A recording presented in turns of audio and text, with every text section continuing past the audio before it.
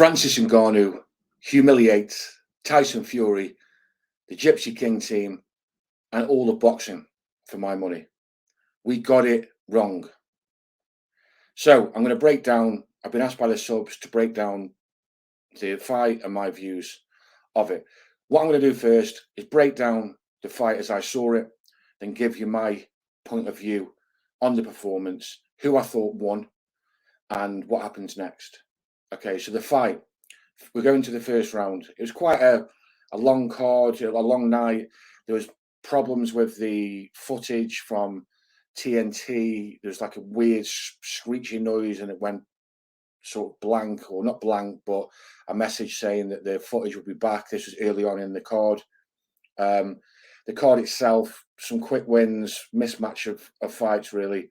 The Fabio Wardley fight was decent. That was the fight before the main card. Fabio Wardley making short work of it really.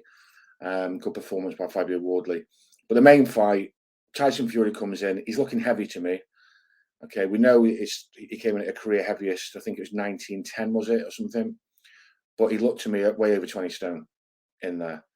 And Tyson carries it all around the midriff. So Fury comes out, but he comes up fast. He just goes straight to the middle of the ring and unleashes on Ngannou. And I feel that was his game plan, was that he really underestimated Ngannou and he thought he could get him out of there really. That's why he came in heavy. So he put a big right in. I think he clipped him with a hook. Didn't affect Ngannou at all. Ngannou surprised me straight away. And I knew at that point that I'd underestimated his boxing ability and skills, because he looked very calm, composed, and his balance was good. You know, he was taking little steps back. He was hitting the double and treble. He was doubling up and trebling up on the jab, and he looked decent. You know, he didn't look a world beater. He didn't have the fastest hands, but you could tell he had some weight behind the punches. We all know he's a hard puncher in MMA, but that doesn't mean that it's going to transfer necessarily into boxing. But it seemed that when he did clip or hit with some body shots or whatever the shots he was throwing, they did seem to affect Tyson Fury. Tyson Fury definitely could feel the power. We get to round 3. So the first 2 rounds, I scored, I think, round 1 to Fury just because of some of the better work that he did. I think I gave Ngannou round 2. Round 3 was the knockdown. Ngannou clipped him with a left hook, which just above the ear, it hit him and scrambled his brains a little bit. I don't think Tyson Fury was too hurt, but he was sort of off balance and he got hit. It's quite a heavy hit, but like I said, I don't think he was badly hurt, but he's gone down. When a 20-stone man, 6'7", whatever he is, 6'7", 6'8", crashes to the floor, it's going to take a few seconds for him to get back up. But it did shake him up. And after that, it just unraveled for me. Anything that Tyson Fury tried to do didn't work because Ngannou wasn't pressing the fight. He thought Ngannou was going to come out wild, swinging, going for it. He didn't. He just played it very cautious. Ngannou. He sort of he wouldn't push forward on the front foot. So Fury was having to push forward, and he would sort of half commit with his 1-2s and the big right hand, but would be falling a little bit short. He would then just grab Ngannou around the waist.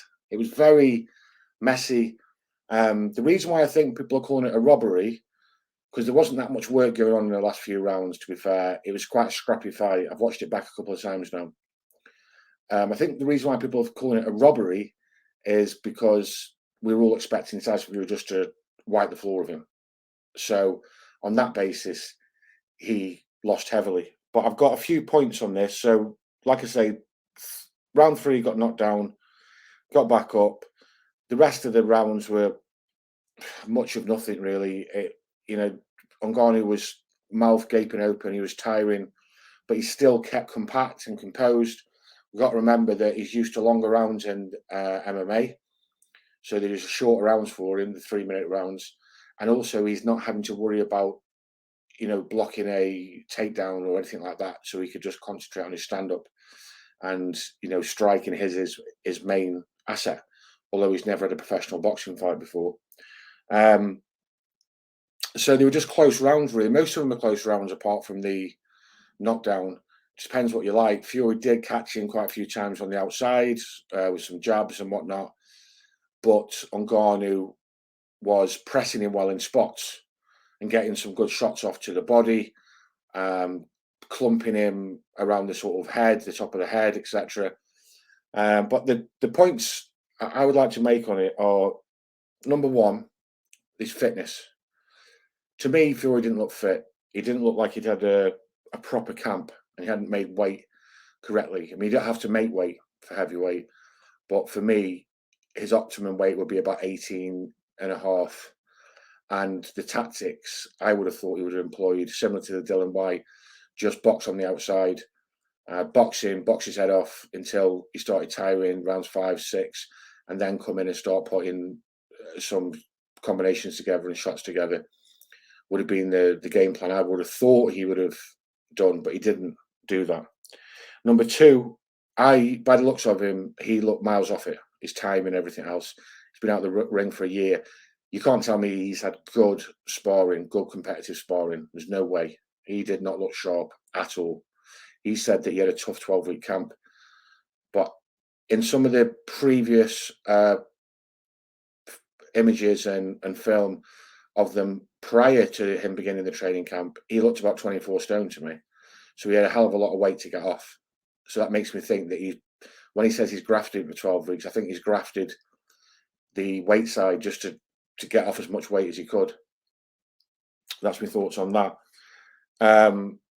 Number three, this is just the notes that I jotted down, was we all underestimated Ngannou. This isn't just some social media YouTuber.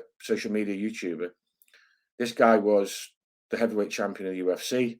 He is a stand-up fighter. And of course, he's not going to. I was shocked how calm he was, but then I thought to myself, well, why wouldn't he be calm?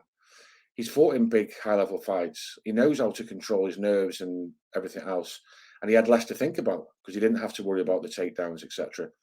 So I think he was very much underestimated. Although I wouldn't start getting carried away saying he's in the top 10 and everything else. I think that this was just a case of Tyson Fury not being fit, being way off the mark, not training properly, underestimating. And also maybe he is a little bit shot. He's got a lot of stuff going on with his Netflix, and he had grueling fights against Deontay Wilder. So it could be a bit of both of those things. I think if, you had even a British level, a good British level fighter would have beaten Ngannou for my money. I'm not going to get too carried away thinking he's the best thing since sliced bread.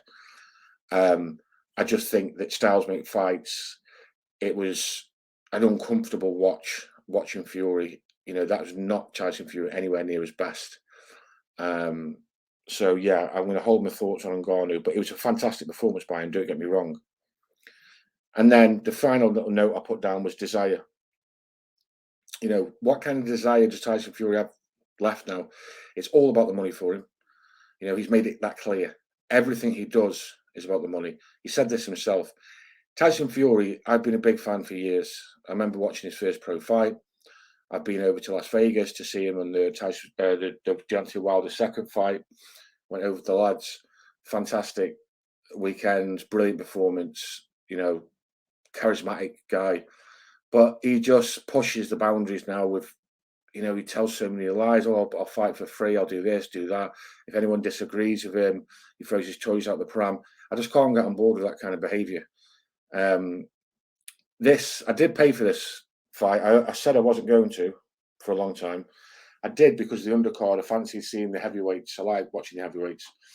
But that was disappointing as well. I thought the whole spectacle, people are raving about how great the spectacle was. It wasn't for me really that good a promotion. It didn't seem. Maybe it was different if you're there in person. I think the crowds are quite muted in the Middle East. But yeah, it was a massive shock to how it played out. And now we've got the UFC fans rubbing boxing fans' faces in it, telling us that they told us this would happen. And it's just, I still can't really believe it, but I've rewatched it, and my final point is on the decision. Could have gone either way for me. I had Fury on rewatching it. I had Ngannou winning the first night, live on the night, but watching it back, I can see Fury by one or two, or depending on what you like. If you think Ngannou did the better work, you can give it to Ngannou. No problems either way. But the fact is, it was humiliation for Tyson Fury. Tyson Fury after looked in shock himself. Tyson Fury's face was battered. I mean, if you're just judging it on a fight, Ngannou won it hands down. Ngannou hadn't got a mark on him, and he took a couple of heavy shots as well. So he can definitely take a shot. I don't.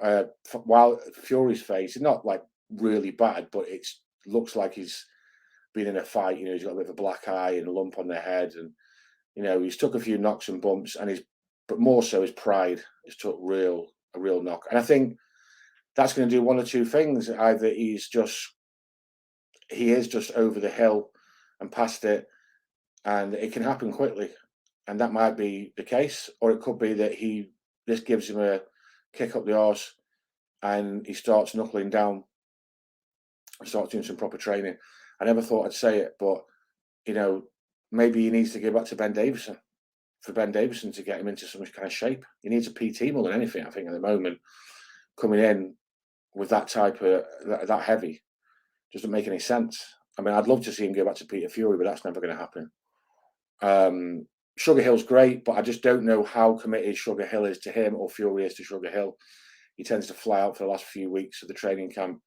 He's got other fighters he looks after, and I question whether Sugar Hill thinks Fury's dedicated to the training, and and whether Sugar Hill likes all these little games that the Team Fury play in regards to the negotiations and stuff. There's been beef between Sugar Hill and John Fury as well.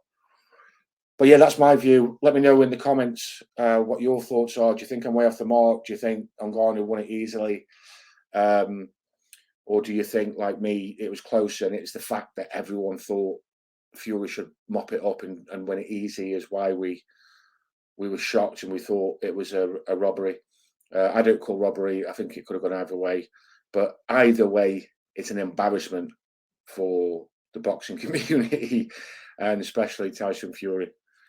Okay, we're back to normal tomorrow with the true crime.